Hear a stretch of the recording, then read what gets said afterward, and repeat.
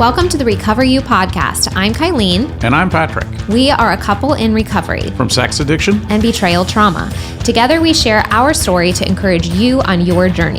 It's here that we talk about sex addiction, betrayal trauma, mental, emotional, and physical health, faith, and anything and everything needed to recover you to your most authentic self that God created you to be. Welcome, everyone, to another episode of Recover You. Hello, Patrick. Hello, Kylene. Okay, so I'm so excited to talk about this because what year was it? Was it 21 or no, 22? I think I started going to the neurolinguistic programming, coaching, quantum time technique, hypnosis, like all the subconscious stuff and language stuff that I use with my clients all the time now. And then I went again for level 2 and I became a master practitioner. Fun words there. Mm-hmm. But I had done like a year of therapy. I had done a significant amount of EMDR. Then I went into my practitioner training with NLP and QTT and all this kind of stuff. And you, as the practitioner, have to both experience every exercise and do every exercise with someone else, facilitate it. And I remember coming back and it was just like, I was like, this is how I can help women recover. I've experienced these other things. They were wonderful. They were helpful. And this just took it to the next level. And I have seen that in my practice as a coach over the past couple of years where I've helped so many women at this point with triggers and betrayal and different emotions that come up and fears and limiting beliefs and just all of the insecurity that comes from betrayal. And sometimes when we get to the point of doing the emotional processing and the subconscious work, it's so transformational and sometimes so quickly transformational that we'll get done in like, a 15 or 30 minute session or exercise sometimes. And then the person on the other end goes, oh my gosh, that was so deep. Right. And that was so healing. And that I felt a shift in my body and it was just so amazing. Thank you. And I'm like, oh, it's my pleasure. It's my honor. I just absolutely love doing it. It's so cool to be a coach because I get to kind of experience a little bit of like what they're experiencing at the same time that I'm facilitating it. So it's just very, very cool on all sides. And so it's my favorite thing to do. And I think I might have mentioned this in the podcast before, but it depends on where you are in recovery when that is really the most appropriate. So for a lot of my clients, pre-disclosure, it's a lot of coaching and working through like prepping for disclosure and figuring out questions for the polygraph and navigating conversations with your husband and, learning maybe some nervous system support techniques and different things like that. And then once things have stabilized in the relationship and in the home, then doing some of this deeper emotional healing work is really just absolutely transformational. So I always like to say that. So why I'm so excited today and why I just brought that up is because Patrick just got back from the 8-day training in Dallas and got the same level 1 certifications that I got. Yeah. So tell us about the week. And then after that, we're going to go into a couple questions that we didn't get into last week as well. Okay. So I'm certainly am fairly familiar, and you've come back from the trainings that you've been through and done some of the stuff on me and some of the stuff on Keegan and stuff like that. So you had asked me last year, like, hey, I'd really like for you to get certified. I could help you or whatever. I think it'd just be really good for you. So signed up for it. We crossed into the new year and I was like, oh man, that's a full week of vacation. And, I could go get my private pilot's license. It was like all these things that I didn't want to do. We kind of went back and forth. The timing of it, because you're kind of feeling very doubtful, but then you have had some emotional stuff come up to still continue working through. And so I'm really glad the timing of it because I think it really helped process all of that. So I didn't really, I've heard you talk about QTT, but I didn't really know what it was, and stuff like that. So I decided to go. And so I took a week's vacation, went down there. And I would say like so it was 15 people in the course and they traditionally have been all women. They've started to open them up, their co-ed groups now. So just me and one other guy and then 13 women. And so, I didn't have anything to work through the week. No, not at all. Not at all. She was fine. But what's interesting is, I go into this thing and I'm a recovered sex addict, right? So I'm like, oh boy. And I remember even thinking, well, maybe I'll talk about other things. Maybe I'll talk about fear at work or, all these different things. But I was like, well, so I think it was the very first day I essentially pulled the Band-Aid off and just told somebody. And so one of the things I recognized kind of fairly a little bit beforehand, but is that because of what I've done, that there's a lot of like negative beliefs associated with my body. You know what I mean? Like my body has done harm, and so I don't love it. And things like that. So I was able to kind of work through that, which was a really positive thing. I've also had to work through a lot of shame and guilt still that was in there. And so, it was I think by day 3, I wanted to just come home because that was so on time. Yeah. That's so on time for the program because everybody by like day 3, 4 has some sort of trigger or resistance or something that comes up with the intensive. Like you were so on time. It was perfect. Well, and what was going through my head at the time is you were kind of like, hey, I had some stuff coming. Yeah, you were like, hey, I'm feeling a little bit, whatever. And I'm like, well, what am I doing here? I have a job. Yeah. And I'm taking listen, I was like, I asked you to be there. This is my stuff to deal with. Yeah. I'm aware of what's going on.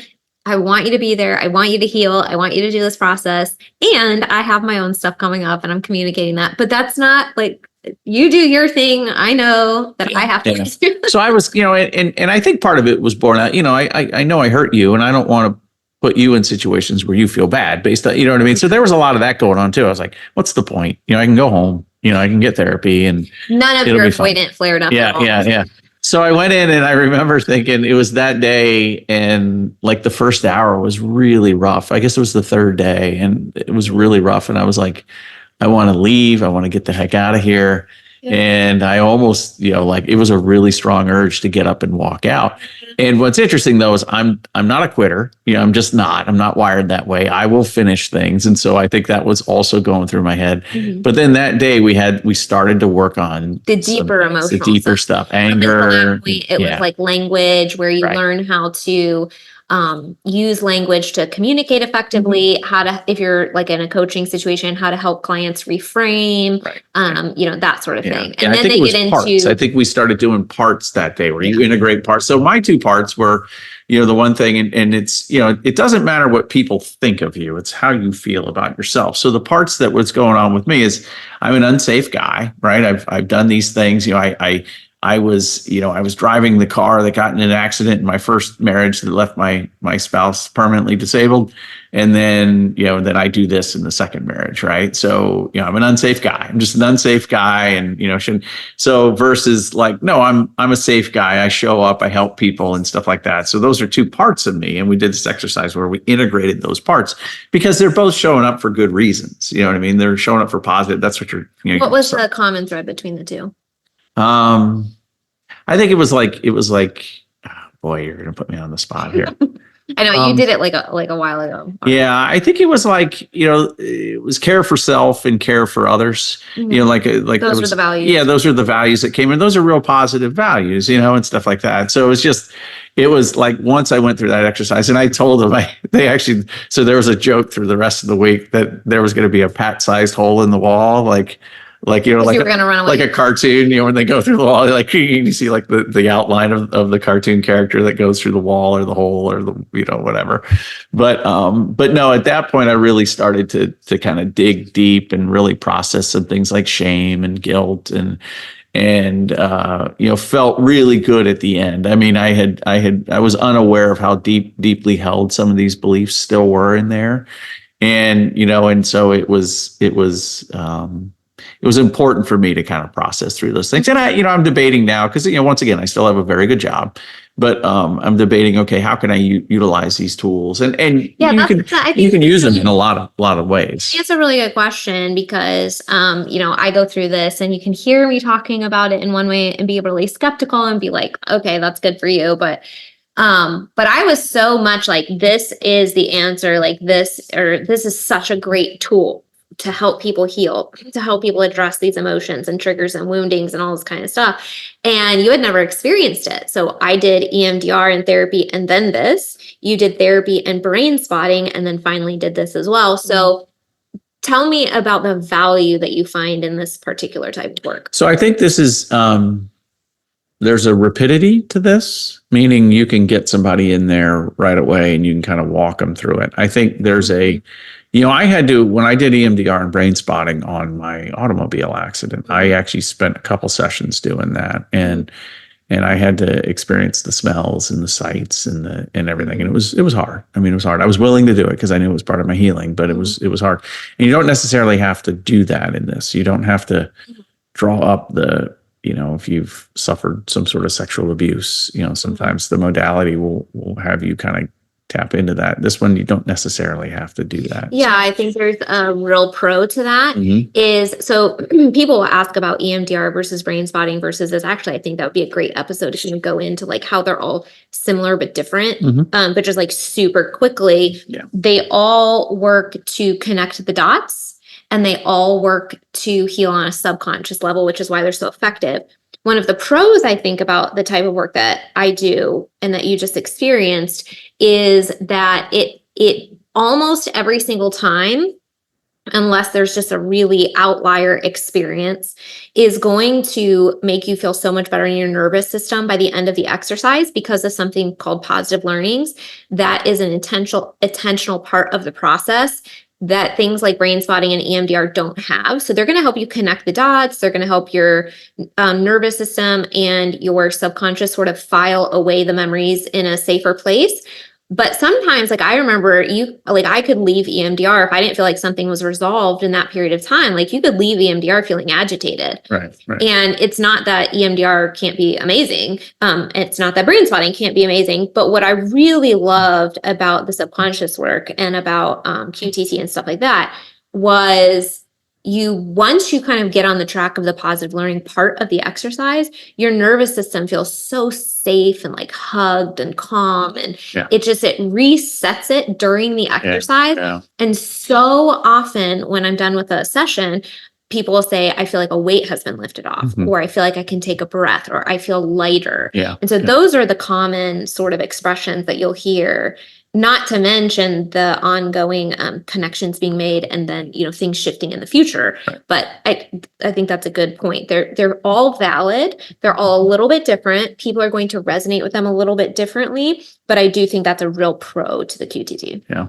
But, it's interesting because at the end of the week, what was amazing to really reflect. And I talked about this on the last day of the class. I was like, I came into this with a real deep belief that I was an unsafe guy. And, logically, nobody, ever came up to me and called me unsafe or anything like that. But I really deeply held that. And my reactions were flavored by it, all these different things. And so I get to the end of the week with this room all full of women that I was able to take through and help them deal with, and the level of vulnerability and honesty that people do. I mean, they talk about things that have happened to them and I'm across from them and I'm like, and so it was good for me to kind of move through my own stuff. They were willing to be vulnerable with you after they already knew your story. Right. And so, that really helped you. It really did. And one lady at lunch was like, what did you think of walking to a room full of women and go through this stuff? And I said, well, what I just said, I came in here knowing I'm a recovered sex addict and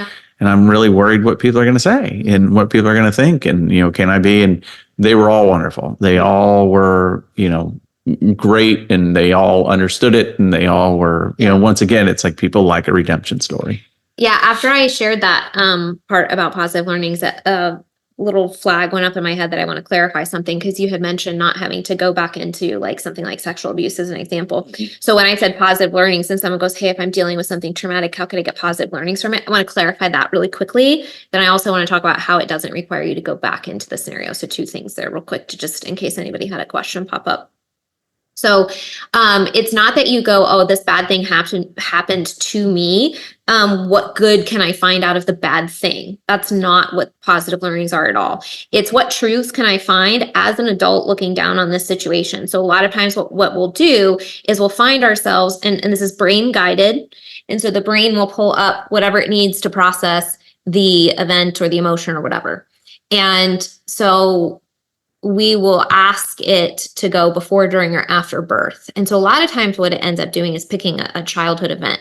Now, sometimes it is a negative experience, but a lot of times it's if it's too traumatic. So if it's something like sexual assault, just as an example, often the brain will not voluntarily take you there, and we're not going to force it to go there. So it can process the emotions and beliefs and the negative things that have come out of that experience without having to go into that experience itself. So just as an example, it picks an experience that the brain feels safe to process, whatever it is that we're asking it to process that day. We always get its permission to do so, and then it takes us wherever it feels safe. So sometimes that's a totally symbolic thing that it will create, and sometimes it's a real event, let's say in childhood when you were 3. So I always use like the example of like, okay, so your mom goes to the grocery store, or in my situation, my mom went to like choir practice, right? And I'm like, Mommy, don't leave me, right? Okay, boom, abandonment wound. Like, Yeah. Right? Okay, so, but then that's a safe experience to process, because when I'm in the exercise in my subconscious, looking down from an adult perspective, I'm able to go down and look at that child and go, you are loved, you are safe. Like those are positive learnings. Those are truths about the situation that don't necessarily mean that it's like, it's not saying, oh, she left, you shouldn't have felt bad that she was late, right? And so I just want to put a quick clarification on that. And if you are a betrayed partner that wants to do this work, book a connection call. There's a link in the show notes. And if you have questions about it, we can definitely talk more about what that looks like. Yeah. So we're not spending the whole episode talking about the details of what this looks like, but it is very effective. It's very healing. And to your point, one of the benefits, I think, is that we do not force you to go back and relive or even sit in a session with me and talk about details of a traumatic event. I don't want to sit there and process that verbally with you. That's scary for me, right? You don't want to sit there and process that verbally and relive it again and imprint that on your nervous system. We've found over time that talking about that stuff out loud over and over and over isn't healing, but processing the wounding from that is, and that's what this allows us to do. Yeah. It was a really good week. It was tiring. It was long. But it was really good for my soul, I guess you could argue, and so I came home and, and my hope is that, it'll allow me to show up in this relationship better. It'll allow me to show up in my work relationships better. It will allow me to kind of guide as I work with the recovery groups. How does that help me guide them? You know what I mean? Now you don't do this stuff without their permission. I can't just all of a sudden start. Let's drop everybody into a group. Yeah, right. So you've got to like have their permission. Everybody, Patrick and I did the term couples retreat did come up in our conversations. Right. Like a 4 or 5 day intensive. Oh my gosh, I can see that just helping so many people. We would love to do that at some point. So, just sneak into my Instagram DMs if you're people who are like, if I get like 100 of those, we might make it happen. Yes. Okay, guys, I'll do the 5 day retreat. Yeah. All right. Anything else you want to share about just like the experience or any of like the big takeaways for you or the healing or anything like that?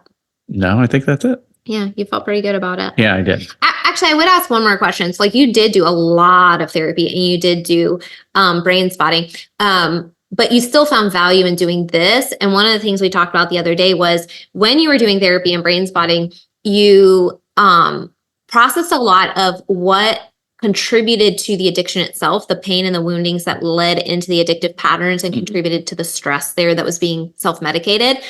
What this was like maybe a year after you were doing regular therapy and processing all of that stuff, maybe a year spaced out from that or so-ish.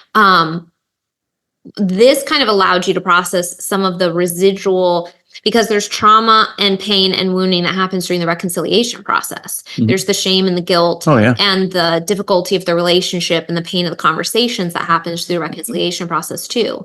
And so I think this allowed you to process actually a lot of the aftershock, maybe you would say, of that for you. Right. Yep. And so I think that's a valid point to just bring up to people too, is like, once you go through disclosure, it's not like the healing is magically done. That's right. Yeah.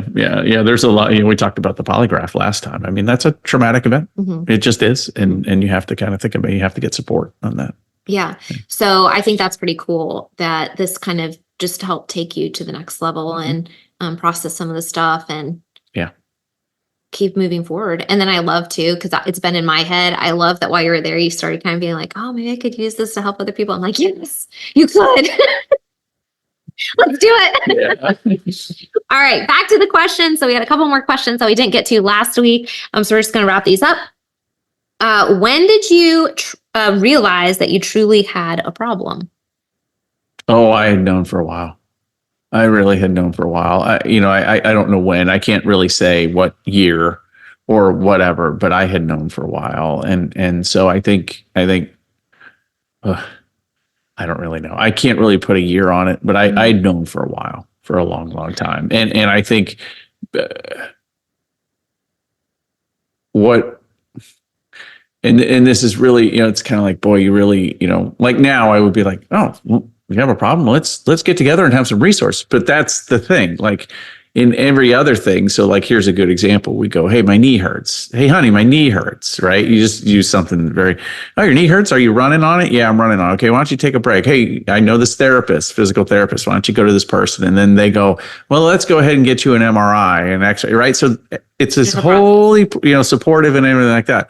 When you're in this, you don't go ask because you don't want anybody to know, and that's unlike any other situation that you need help with. That's the difference here. So, I didn't feel comfortable talking to anybody. I didn't feel, good saying, hey, I need some help on this, and I often think about that. I was like, boy, it would have been great if I had the gumption to do that in whatever years they I were. vouch for that because when I started looking through everything, like including emails and stuff, like I saw where you had at some point, maybe like the year prior to discovery, I think, or something like that, where you had downloaded Covenant Eyes. So you like tried to do some sort of like blocking software, but then because it's just you by yourself, it doesn't work because you hadn't told me or anybody else, Right. you didn't have anybody to like have the password or the accountability part. And so then that didn't work. So I did see like these little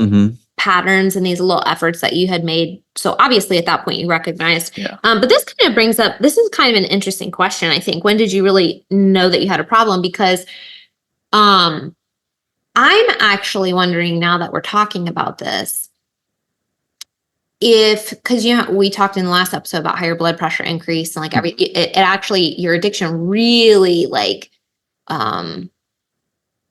spiraled and like increased like for the year and a half, 2 years before discovery. Right. So I'm wondering actually if there was this realization at some point years prior, hey, this really isn't okay. Oh, I should try to actually stop. And then the point at which you discovered you couldn't really stop, if that's when it really started to escalate. Oh, like the shame deepens. Yeah, of like, well, what's stuff, wrong with me? Right. I thought that this was just like something I occasionally did, but now I realize. So I'm wondering if when you realized it was a problem, could have been, but you felt trapped, like I can't tell anybody. Right. Yeah, I remember, we built this house and we came here during framing and wrote a bunch of verses on it. And I remember feeling so happy that like it was this thing like, oh, once we move in, that'll be awesome. It'll be like this clean break and it'll be fine after that. And like, of course you have no understanding of what's going on in your brain or anything like that. And it got worse. We moved in here and it got worse. And so it was, I think actually, you never know, but we claimed the house, we prayed over the house, we put Bible verses everywhere on the framing. I wouldn't be surprised if you moved in with all of your demons and the spiritual warfare just escalated tremendously. It could have been. It could have. And the other thing too, it's like, and I hate, because I would never say this in a glib, like happy fashion, but it's like sometimes things happen the way they happen. You know what I mean? For a reason, and so like, you get the support and the people, and all these different things are happening, you know what I mean? As you're, maybe Concord wasn't existing over at Fairhaven Church before, you know what I mean? Like there's just all these little things that like. Yeah, I think that the thing for me with this question is I was always kind of surprised and I guess hurt that you never remembered like the first time. Yeah. Because I always felt like after we were married, because you were always so convinced, like, oh, I had started this before we got married, but then when we got married, it was like good for a couple of years, and then but I can't ever remember. And so I always that hurt my feelings because I was like, I would think you would feel so bad about it the first time that would be imprinted, and that was not something that you remembered. And I was like, ugh. So, but I think for a long time when we met, at least, and when you had done it before and you thought it was done and all this kind of stuff, I think you had this idea, this sense of like, it's under control. Well, and that's a classic pattern, right? It's this classic, people think marriage is going to solve it. And that's not an inconsistent thing. That's a pretty common thought. Oh, once I get married, then I'll be good to go because, once again, the pornified view, right? It's like, well, because I'll have sex with my wife and it'll be great. And, that'll never, ever happen again. It's like, oh no, it's actually about much more than that. And so you just nobody's talking about it. That's the point. The misunderstanding that it's actually about sex. Right. Yeah. Yeah. So then when you finally realized that it was a problem, you still lived in it for a long time. It escalated. I think that might have probably really contributed to the stress, the shame, the blood pressure, the internal self-destruction button that went off kind of thing. Yeah. So to that point, when did you realize you needed assistance from a professional? Well, it's interesting. I didn't know that there was a field for it until I was discovered.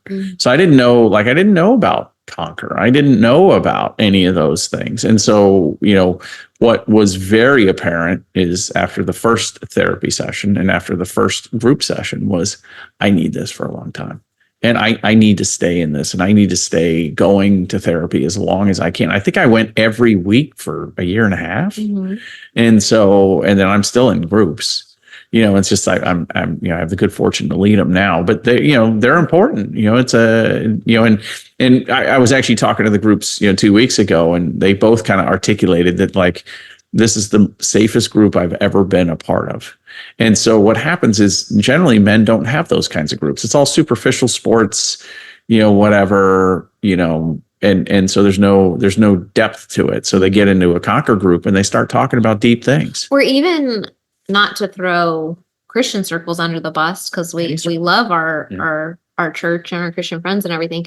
And we are Christian, but even like Bible study groups can stay super superficial, just like surface level, like, hey, we're just going to like talk about, and so and again, kind of what we talked about last week, that idea of being willing to be vulnerable with someone and finding the other person that's willing to be vulnerable back. And that's what those groups provided you with. Right. Yeah, they were fantastic. So really, you realized you needed assistance kind of as soon as it came out. And then I was like, hey, my friend said that there's this group. Hey, there's therapy for this. And then you were, how quickly were you willing to do that? Oh, I wanted to be in them that night. You know what I mean? Like I wanted to go. I called the therapy office on Monday after discovery. It happened like on a Saturday. Yeah. Okay. How long until you personally felt a control over your compulsion? I remember that as we put, as we locked things down, the laptop went away and the phone got locked down. I remember, and I've said this before, like, you're like, well, you're an addict. And I'm like, like, what was I going to do? Like, you hear all these horrible stories about addicts. Like, was I going to run into the woods and like act out? Like, I didn't know. Like, I was like, so I think it was probably about 60 days in, I was like, oh, okay, I'm starting to figure this out now. But I think what really did is when you went to Mindshare in October of that year, and I had been great all the way through, but that was 9 months later. That was like 9 months later, and you kind of cut off communication because you needed to for about 3 days or whatever. And I had a really good plan in place. I was nervous because once again, you kind of get that whole like, well, you're an addict. So like, as soon as somebody leaves, you're going to go crazy and stuff like that. And there was when I went through everything and kind of combed through the finances, I realized that you had been sober, at least financially with everything. You had been sober through my chemo treatment. But when you relapsed was when I went to that same conference in 2019. And so when I went back through the finances, so there was that aspect to it. And then in 2021, when I went to that conference, it was only like 8 or 9 months after discovery. And then, but that was the first time that we were apart. Right. And so then you were like, ah.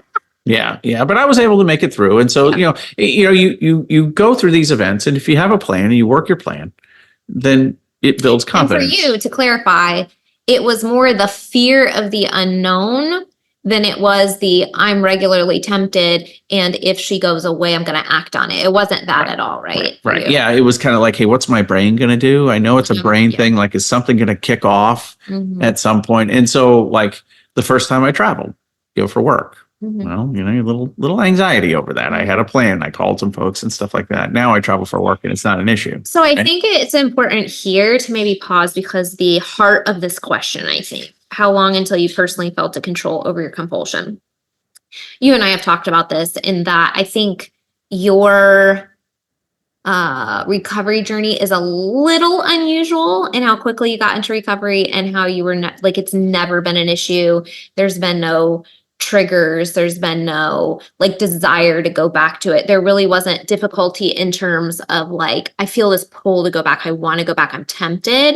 It was more focus on recovery. I want to be here. I want to be here. I want to do everything that's right. I want to, and then working through my triggers of the fear of you relapsing and stuff like that. And so I think it's important here to maybe pause and say, more commonly, you're going to have people that are struggling for a period of time that will have visual or emotional triggers of some sort for the first several months. That does not mean that they need to relapse, especially if they're getting help and learning how to use the tools to deal with those emotions. But I would say that, kind of digging into it a little bit, for you, some of that was you would have these images or flashes of logging into the websites. That was sort of might be a trigger, but for the way you described it to me, it wasn't that you had this desire that went with it. It was more just a flash, a brain it was pattern. It was a brain pattern, typing in the website, So, but for others, they might have a certain pattern that maybe does come with some sort of I want to thought, or sort of pull or whatever, especially as their brain chemicals begin to rebalance. So I think it's valid to say that's most likely to happen in the first 90 days, which is why we've talked so much about the 90 days of celibacy, the resetting, getting into therapy right away, getting into group, because the earlier during that period of time, you can get the support, the vulnerability, the resources to when I'm anxious, what do I do instead of looking up porn? Yeah. Right. And I think this is the way everyone should approach this. Is you are going to get triggered somehow, right? Somehow. Whether you'll have visual images, whether you'll have the thing I was saying, all of a sudden you're with the website or whatever, you're going to get triggered. You're going to have a weird emotional thing or whatever it is. For you felt empty sometimes. I felt empty. Yeah. And that probably lasted the first year, I would say that would come and go. But the point is, you don't have to relapse. You don't have to slip. You you have a plan. You kind of work your plan. Education plays so much into that too, of when you're able to put words to it and you go, oh, this emptiness that I'm feeling is probably my brain chemicals resetting. Okay, cool. Well, I don't need to do anything about that. I know that I can move through this. Right. Or I'm really struggling today. I'm sad. I'm depressed. I know that normally this thing would self-medicate. What am I going to do? The earlier you're connected to therapy in a group, you go, oh, I can reach out to my therapist. Right. Oh, I can reach out to my group. Oh, I can do this. I can do that. Right. And so that's why I think we encourage so strongly that whenever possible, you're doing all of that. Right. At minimum, finding a safe group. And sometimes that's online, depending on where you live. And that's okay.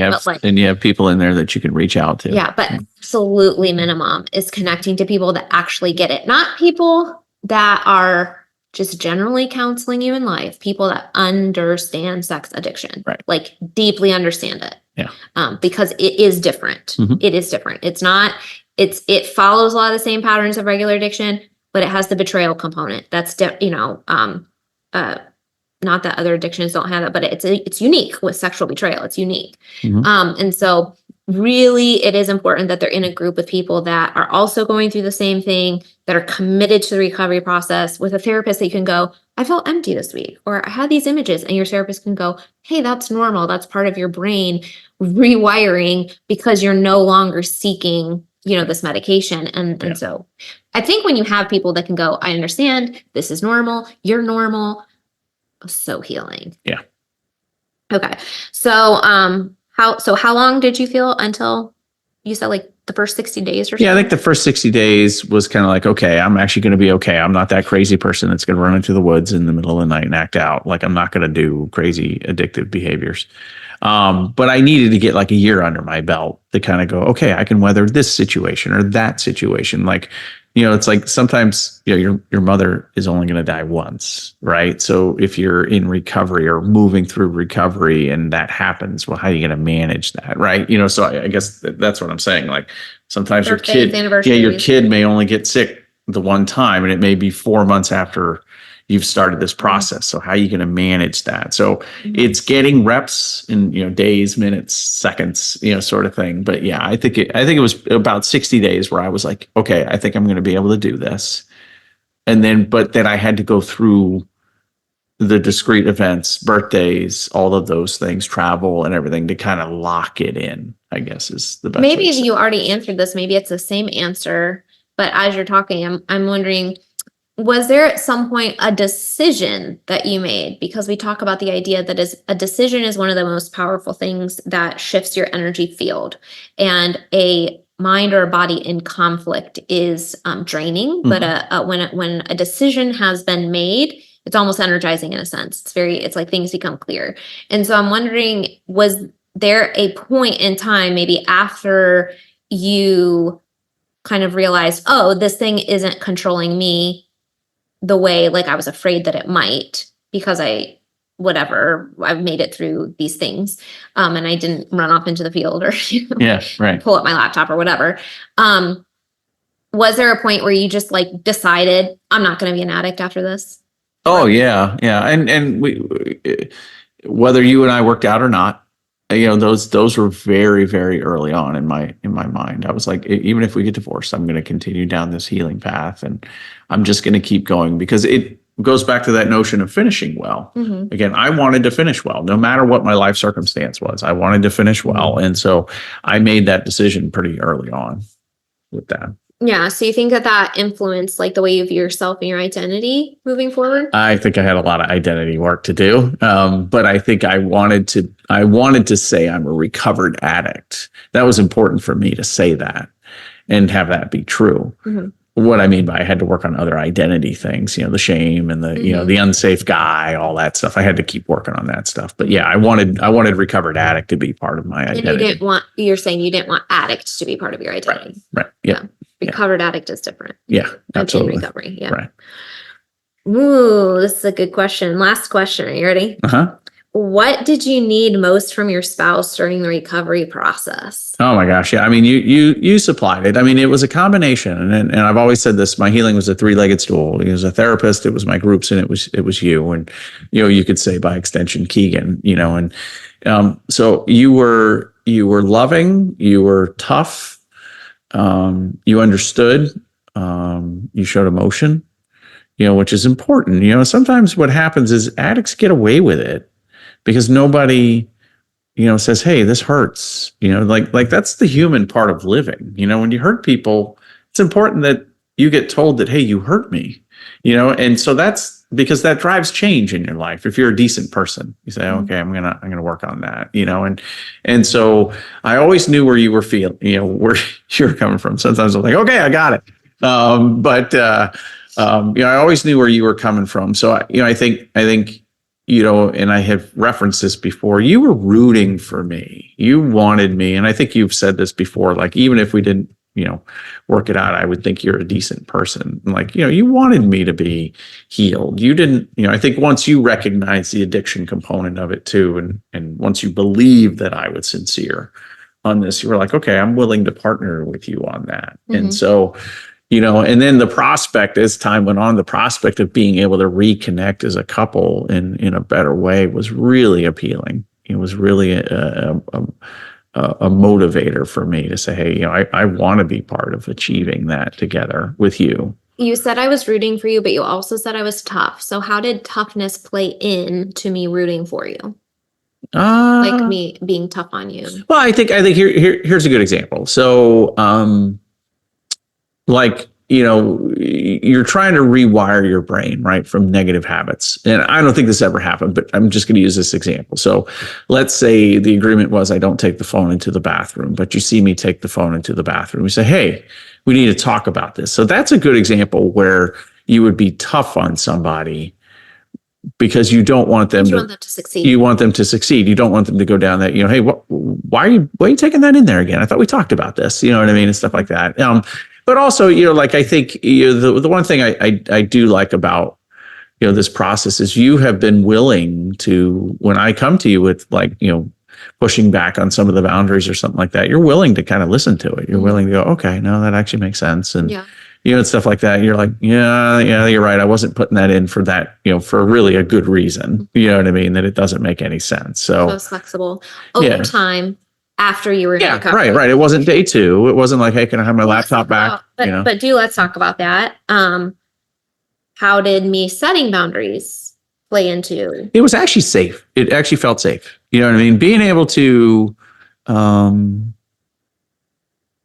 that I couldn't get anywhere on my phone, you know, like, and that was comforting. I mean, it was actually really comforting. You know what I mean? Because once again, you don't know that right away. You're like, if there's a portal, am I going to go take it, you know, because I believe something pops up, am I going to click it? Yeah, right. So it was comforting. It was kind of like, hey, this is great. You know, I mean, this is really nice. You know what I mean? So it was able to deactivate my system and allow me to kind of move into healing a little bit more. And that, you know, so I that's always one of the first things I encourage somebody who comes into the group that's new is, where are you at on your blockers? Where are you at with your wife's participation on that?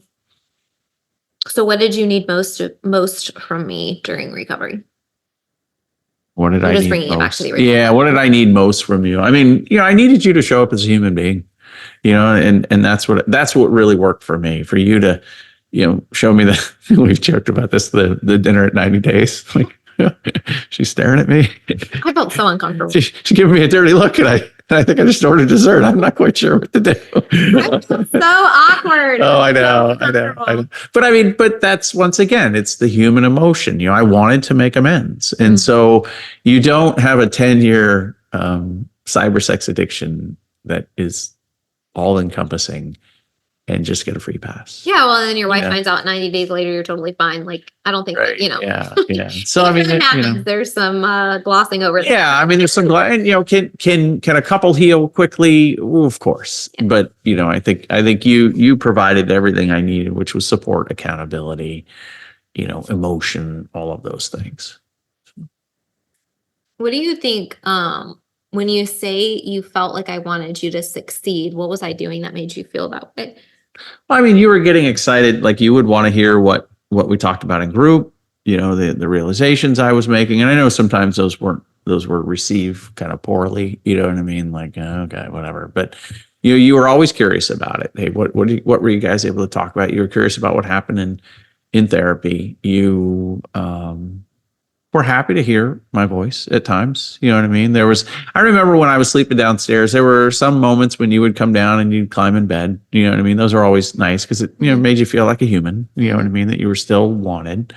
Now in that, I wasn't actively hurting you through that period. You know what I mean? I was doing, I wasn't relapsing. I was doing my work. So I think you were starting to kind of lean into a little bit more of a safe environment, but that was important for me. You know, it's important for people to reach out and be like, hey, I like you. You know, I want you to change, and I'm still not happy about what happened, but I like you, you know?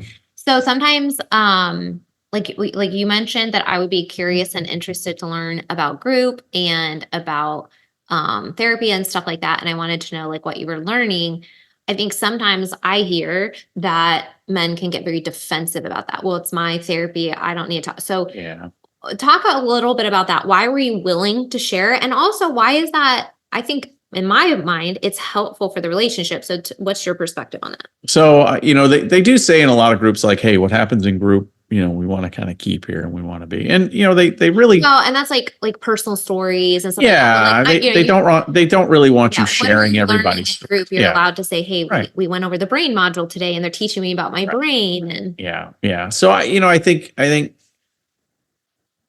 you were always very curious and you were always very kind. I think if you would, if you would come at me and be like, hey, dimwit, what the heck did you learn in group tonight? I might have been like, I'm not telling you, I'm going to bed. So, I mean, you did approach it, in a kind, curious way.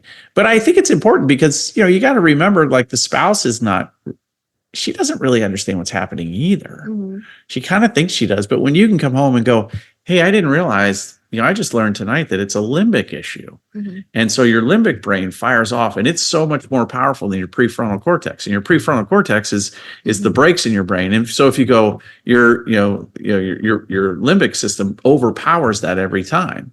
And you may not like to hear that, but it's like. And then you can go, so much of what I learned like resonates with how I felt. Right.